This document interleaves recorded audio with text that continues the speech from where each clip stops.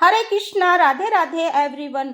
तो आज है कामदा एकादशी, जो सभी पापों को दूर करने वाली और सभी मनोकामनाओं को पूर्ण करने वाली है। तो आज हम कामदा एकादशी का माहात्म्य श्रवण करेंगे। भगवान श्री कृष्ण बोले, राजन, एकाग्रचित होकर यह पुरातन कथा सुनो, जिसे वशिष्ठ जी ने दिलीप के पूछने पर कहा था। दिलीप जी ने पूछा, भगवान, मैं एक बात सुनना चाहता हूँ। चैत्र मास के शुक्ल पक्ष में किस नाम की एकादशी होती है? वशिष्ठ जी बोले, राजन, चैत्र शुक्ल पक्ष में कामदा नाम की एकादशी होती है। वह परम पुण्यमयी है। पाप रूपी ईंधन के लिए तो वह दावानल ही है। प्राचीन काल की बात है। नागपुर नाम का एक सुंदर नगर था, जहाँ सोने के महल बने हुए थे। उस नगर में पुंडरीक आदि महाभयंकर नाग निवास करते थे।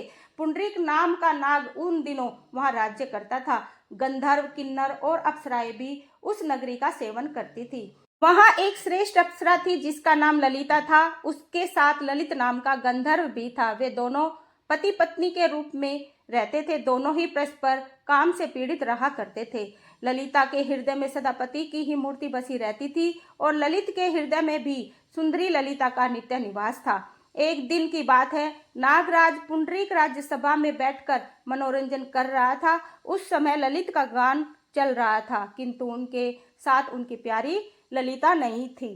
गाते गाते उसे ललिता का स्मरण हो गया, अतः उनके पैरों की गति रुक गई और जीभ लड़खड़ाने लगी। नागों में श्रेष्ठ कर्कोटक को ललित के गान का संताप ज्ञात हो गया, अतः उसने राजा पुंडरीक को उसके पैरों की गति रुकने एवं गान में त्रुटि होने की बात बता दी।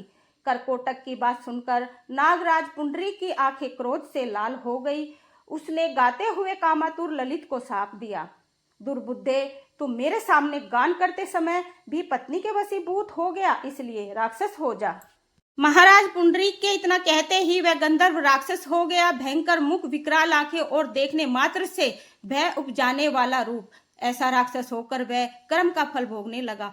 ललिता अपने पति की विकराल आकृति देख मन ही मन बहुत चिंतित हुई। भारी दुख से कष्ट पाने लगी। सोचने लगी, क्या करूं, कहाँ जाऊं, मेरे पति पाप से कष्ट पा रहे हैं। वह रोती हुई घने जंगलों में पति के पीछे पीछे घूमने लगी। वन में उसे एक सुंदर आश्रम दिखाई दिया, जहां एक शांत मुनि बैठे हुए थे।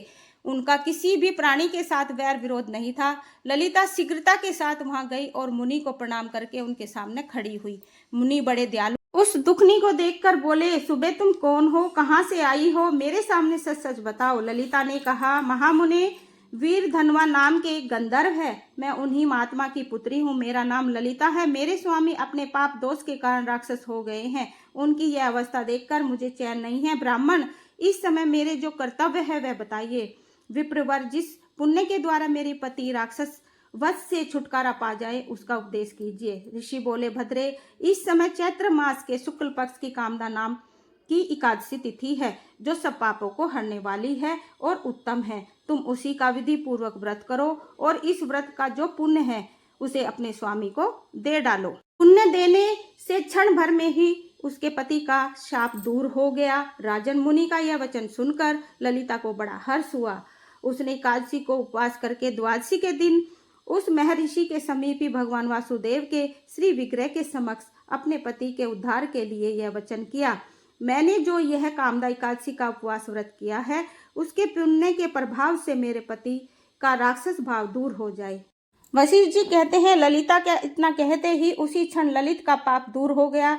उसने दिव्य देह धारण कर लिया, राक्षस भाव चला गया और पुण्य गंधर्व की प्राप्ति हुई। नरश्रेष्ठ वे दोनों पति पत्नी कामदा के प्रभाव से पहले की अपेक्षा भी बहुत सुंदर रूप धारण करके विमान पर आरूढ़ हो गए। यह जानकर इस एकादशी के व्रत का यत्न पूर्वक पालन करना चाहिए। मैंने लोगों के हित के लिए तुम्हारे सामने इस व्रत का वर्णन किया है। कामदा एकादशी ब्रह्म हत्या आदि पापों तथा पिशाचत्व आदि दोषों का भी नाश करने वाली है। राजन, इसके पढ़ने और सुनने से वाजपेय फल का यज्ञ मिलता है। बोलो श्री हरि बाके बिहारी लाल की जय। मेरे ठाकुर जी की जय।